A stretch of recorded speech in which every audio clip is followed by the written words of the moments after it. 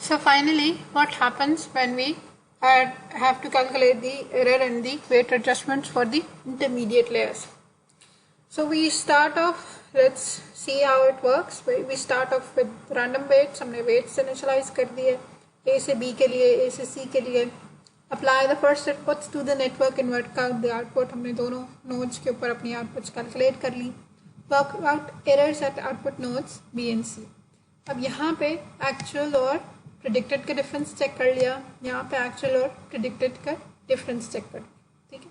This is as good as a forward pass. We put in some inputs, we calculated the error values, and we saw the difference between the actual and predicted. अब what is the amount of error at node B? जो अभी previously हम देख कर आ रहे थे उसकी basis पे जो error की value बनती है that is equals to output at B 1 minus output at B and target या actual value minus predicted value. ठीक है? A moment ago we derived this equation. So error at B is calculated as whatever the output was at B 1 minus output and target of B minus output of B. And similarly we calculate the error value at C as well. So error value at C is equals to output of C 1 minus output of C and target C and output C. अब ये तो हमें पता चल गया कि इधर error कितना आया है. अगला काम हमारा क्या है कि इस एरर की वजह से इन दोनों कॉरेस्पॉन्डिंग वेट्स में क्या एडजस्टमेंट करना है. So our actual job is finding what the weight adjustment equation would be. ठीक है.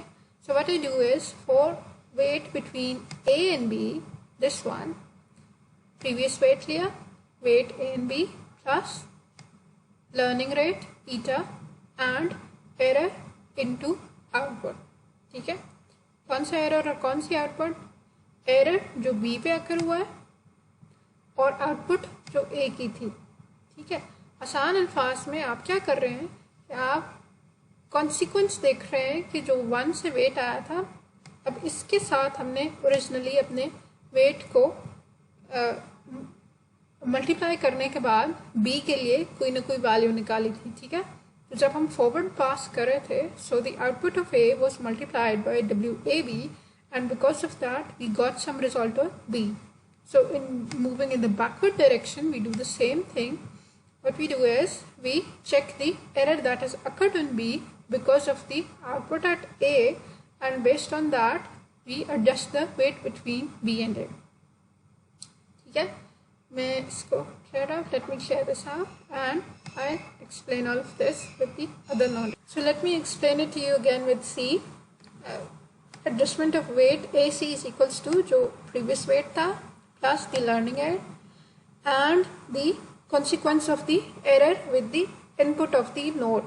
ठीक है. अब हम C की बात कर रहे हैं तो C की इनपुट क्या बनती है या C को क्या हम रिसीव कर रहे हैं. What is causing that error at C? Two things are causing error at C.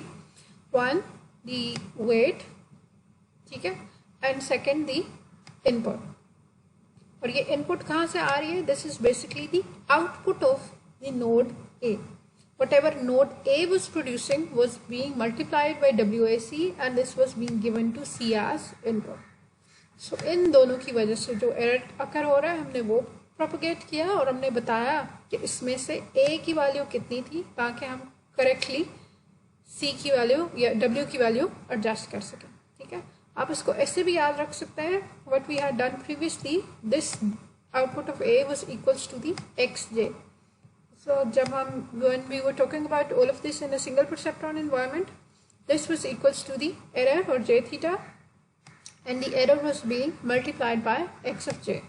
So that X of J over here is replaced by the output of the previous node. ठीक है.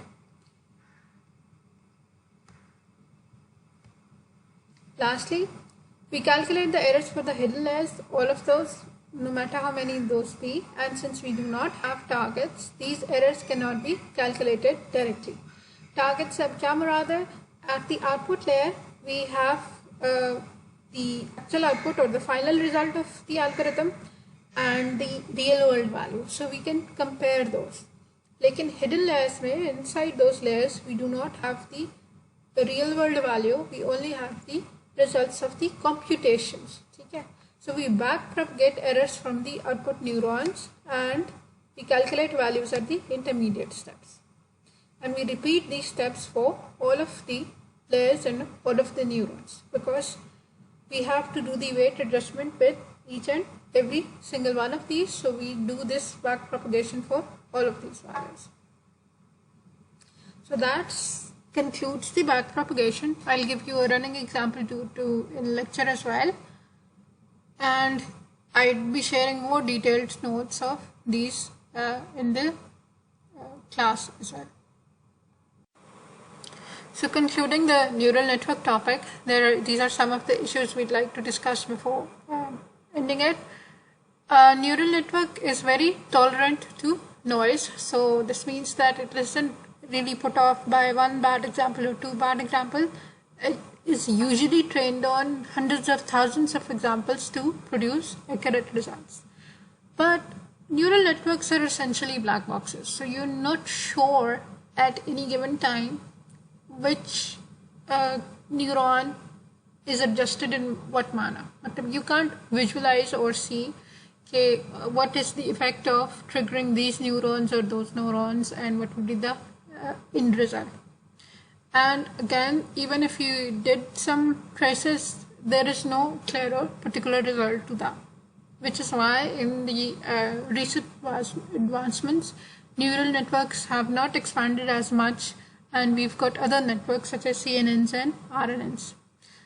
The tools for analysis of networks are also limited, since these cannot be really explained in that manner, since these cannot be clearly visualized. So there are very little tools that can help you see what's going on inside a neural network.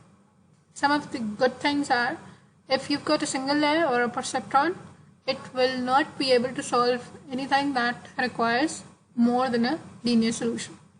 Okay, so anything, चाहे XOR problem है या meshed regions class problem है, a single perceptron is not capable of doing that. It forms a linear solution and divides into two sections. Two layer can, however, create partition solutions.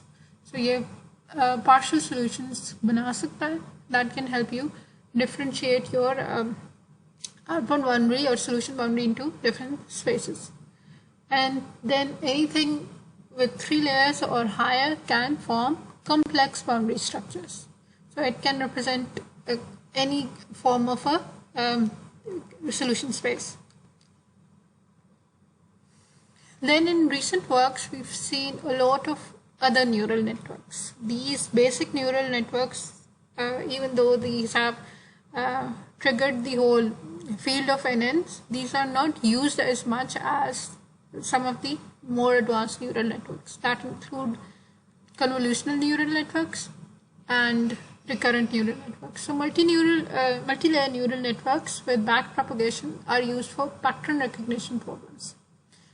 And however, this idea that we have as humans that we retain memory, that is something that a recurrent neural network can do. Again, the visual aspects that we have, how we make sense of what we are looking at, that is something a convolutional neural network does. So we can have a discussion about these later in class. These are some of the more advanced or more useful networks that you should be aware of. Here are the final references, some of the places that I took these slides from. You can go and look at these at your free time. This would be all for the neural network series. Thank you and hope to see you in class soon.